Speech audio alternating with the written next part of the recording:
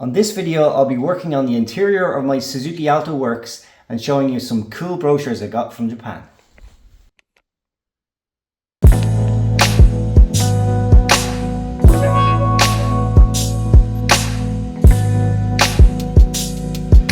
I'm just about to take off these markings here, and I looked it up, and some people were recommending using window cleaner or WD-40 or isopropyl alcohol.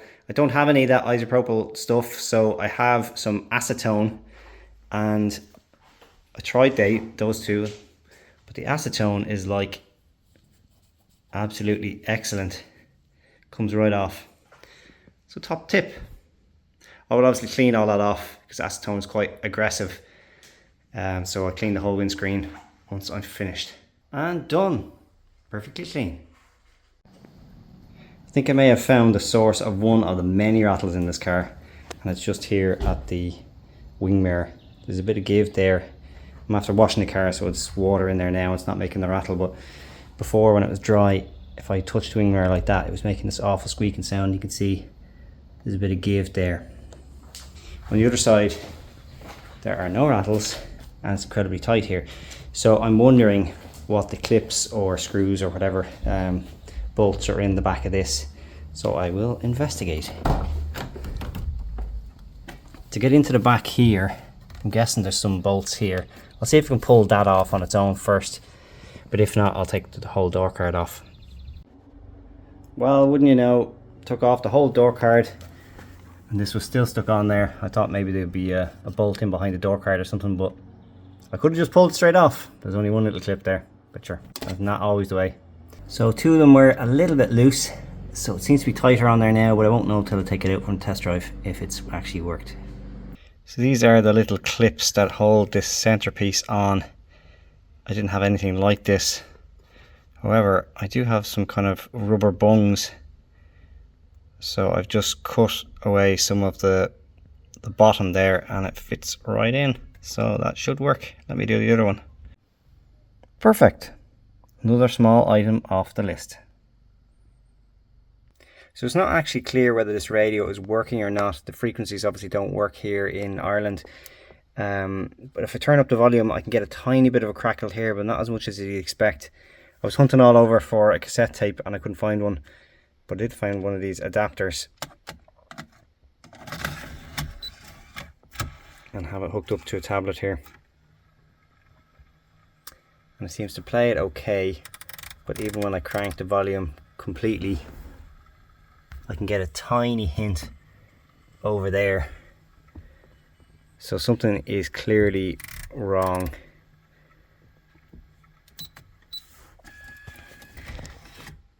There's either a disconnect with the speakers here, or the speakers are completely shot. Given that the rest of this car is completely stock, there's no modifications, I'm guessing these are the original speakers, so they could be just gone.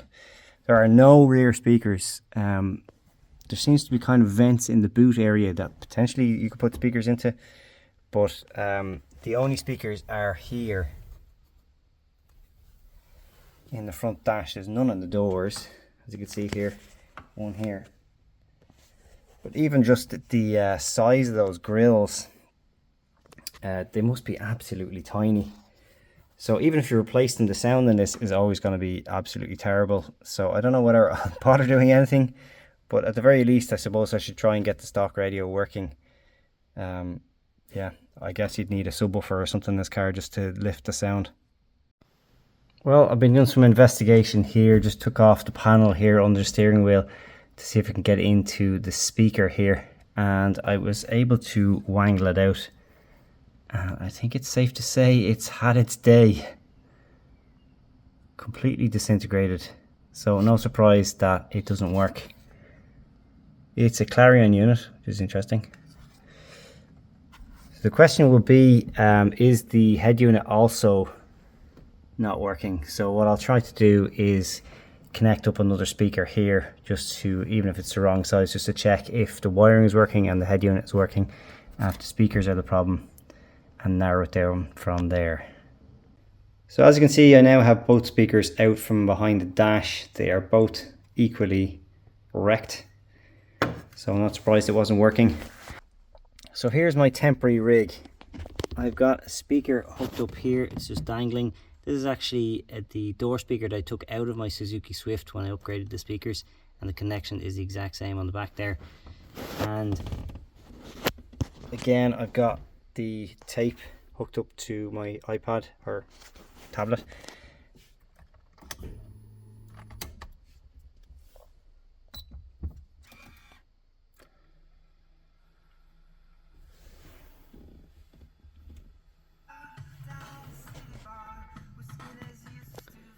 And as you can hear, it works. So at least I know the head unit is okay.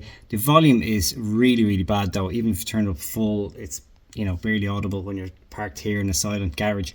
So if you're out on the road, there's no way you'd be able to hear it. So I don't know, is there anything up with the head unit as well? But if I wanted to get a stereo to work, which I'm not sure I could be bothered, but I would need new head unit, new speakers, and probably, you know, check all the wiring and all that is okay as well. So it's not a priority for right now. I'll work on a couple other things first. So there's no point in carrying around that extra weight that doesn't actually function. So I might as well take out the head unit as well. It's fairly simple. There's just this fascia that has 2 clips at the back. Pull straight out, and then 4 screws that hold the stereo in. So I'll just disconnect the wires here and pull this out. And it's all out now. Just a quick note here for anyone else that might be doing something similar. Apart from these 4 screws to hold it in on the front, there are also 2 bolts underneath, but it's pretty straightforward. So now that the speakers are removed, the head unit is removed, here is my audio solution.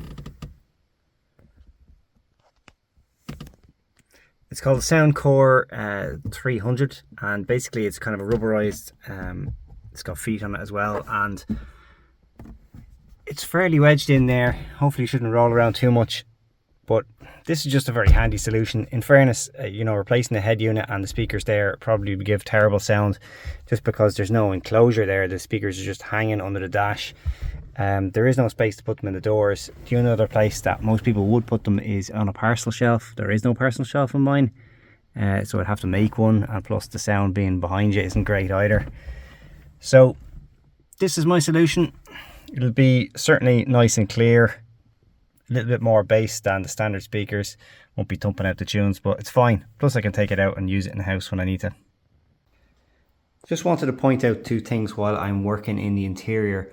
There's 2 features I haven't seen in another K car. It's pretty cool for something from back in 1993. The first is the steering wheel. This is something you don't even get in a lot of modern cars. You can loosen that off, and you've got height adjustment up and down, but it actually goes in and out, telescopes. Doesn't move a huge amount, but it gives you a bit more flexibility. The second item is down on the seats. So you can obviously adjust the back, but you can adjust the rake of the seat base as well. Not just the height. Just the way this works is quite unusual. It's got this kind of almost like a cam gear in behind here. So as I turn this, you see the front starts going up and the back comes up as well. Then the front comes down. So you can decide for both the height and the kind of rake of the seat what way you want it.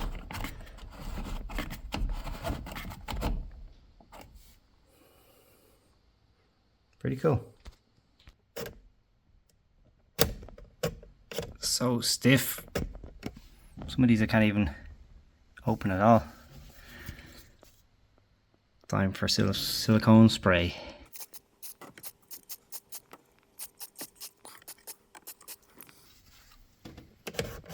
Whoa! So much better.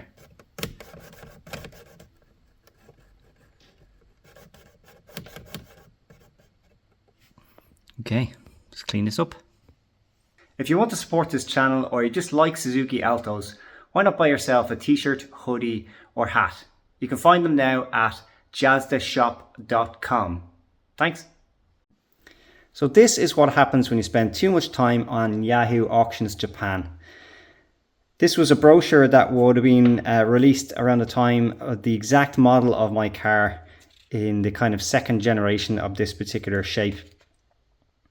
And as you can see here from the front, it has this weird Popeye icon, which if you've seen some of the other materials from the Alto Works around this time, both generations before and after it, they seem to have some weird relationship with Popeye and use this on a lot of their promotions, which is kind of weird, but fun. It goes a step further here. So as you can see, this is literally my exact car. Same colors, same wheels. This is the RSR spec, and that's what the sticker should look like, not the faded ones I have.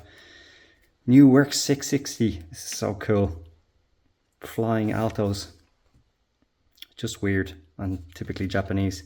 So this brochure is for 3 different models of the Alto. It's for the RSR, that's the 4-wheel drive model. The RSX is the front-wheel drive model, and there's an IE Turbo, which is another front-wheel drive model with slightly lower power.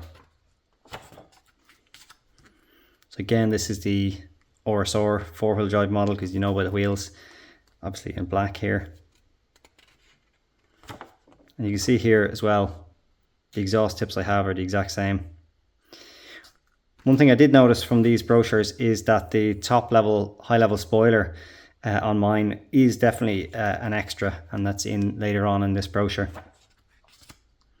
A shot of the interior with a very cool stereo with a graphic equalizer on it, doubled in.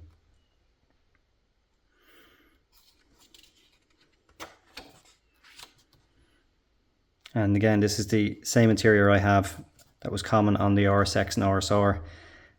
The IE Turbo had a slightly different interior.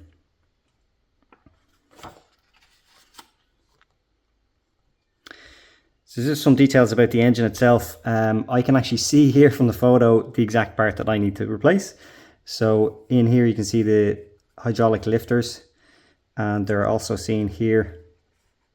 1, 2, 3, 4 per cylinder, so 12 in total. I've just ordered them online, so that will be in a subsequent video. Shows the power levels in gear for each of the models here, this type of spark plugs used. It just, the amount of detail that goes into it is just crazy. Of course, 64 PS Popeye. This is the 4-wheel drive system and how all that works. I recently learned that you can disconnect the rear coupling here if you ever needed to tow the car and have the front wheels on the back of a trailer and the rear wheels just moving, you know, independently.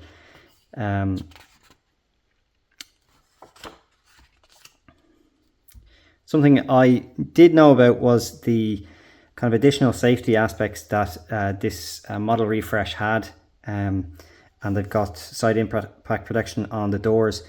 This says it has 4-wheel ABS. Now, I didn't know that, and I've never had any indication that the ABS was kicking in. In fact, the brakes just don't feel very powerful at all. So I'd be interested to test that. Full-time 4-wheel drive. This is obviously either an option or it was on the final iterations, which is an airbag wheel. And this is the other model that I was telling you about, which is the Turbo, the IE Turbo, and you can see it has slightly smaller wheels. The interior of this IE Turbo is also a little bit different, so instead of the integrated headrest, it has kind of a separate headrest. Same steering wheel.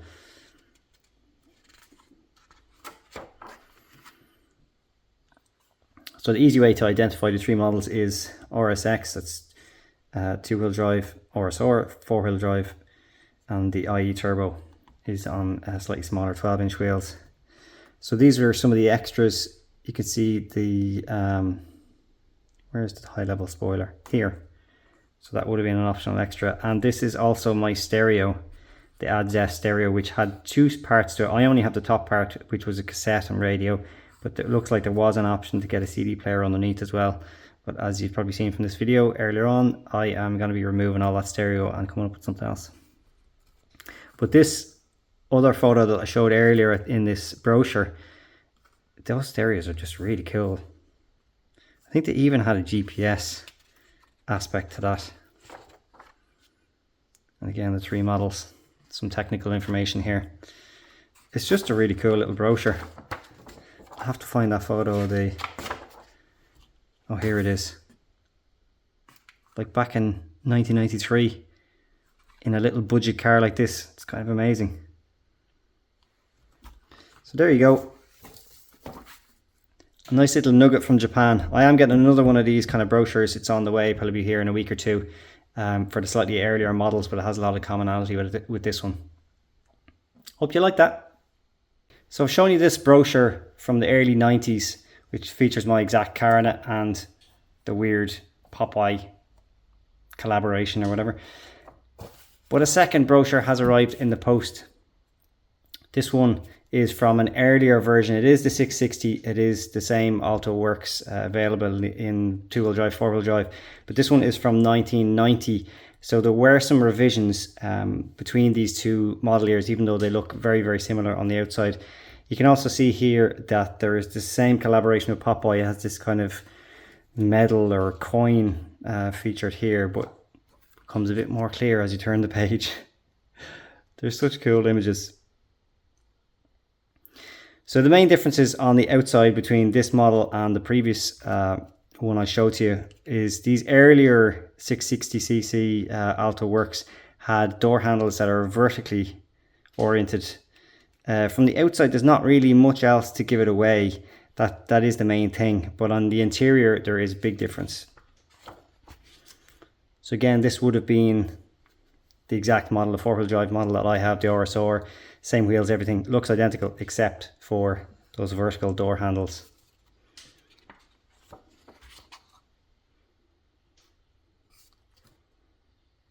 This is the RSX, the front-wheel drive model. Very similar documentation here as far as the cutouts, cutaways from the engine. I don't remember if the other one had a cutaway of the turbo, but similar kind of layout. Again with the 4-wheel drive diagram. This is where the big difference is. So the interior is completely different. It's far more boxy kind of design on these earlier ones. Even the cluster itself is far more boxy. It's not as integrated into the dash. It kind of sits on top. But functionality wise, it's very, very similar. You can see that the HVAC, the vents in the dash are a little bit different as well. I actually think this earlier version looks a bit cooler on the interior personally, but I really bought on my own on condition at the end of the day. The other area that is much, I think, better on these earlier versions is the seats. They have a really interesting seat design. I haven't really seen anything else like this in any other car. There are kind of probably as buckety as the ones in the later ones, but they have this weird kind of area here up by your shoulders or your neckline. And I was trying to figure out what it was for, because you can see here that it's actually removable. This section here, you can click it out. There's two little toggles in the back and you can take it out. And I was like, well, what's the point?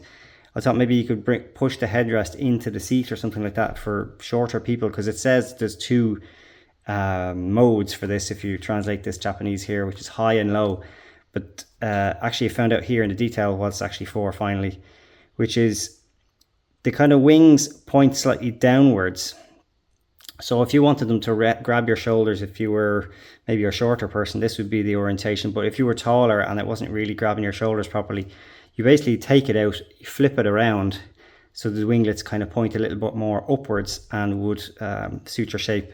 You can see there, essentially, there's the version where it's pointing up and the version where it's pointing down. Very interesting design. And again, all the accessories. I think there's actually more pages in the other brochure, but nonetheless very interesting. This is interesting, which is that there was a special kind of additional key you could order, which is very cool. I've never seen that. Wind up windows as well on these early versions, which I think all the later ones had electric windows. And there was no IE turbo, or at least not in this brochure, on the early versions, where the IE turbo was a kind of slightly lower power version in the later ones.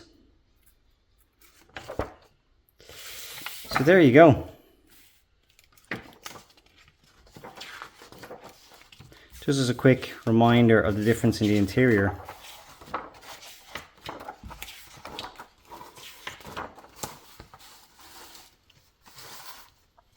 Boxy. and more integrated and fluid and kind of modern. Personally, I prefer boxy. Seats, again, more fluid and kind of modern, I suppose, versus these weird retro yokes. Very cool to add these to the collection.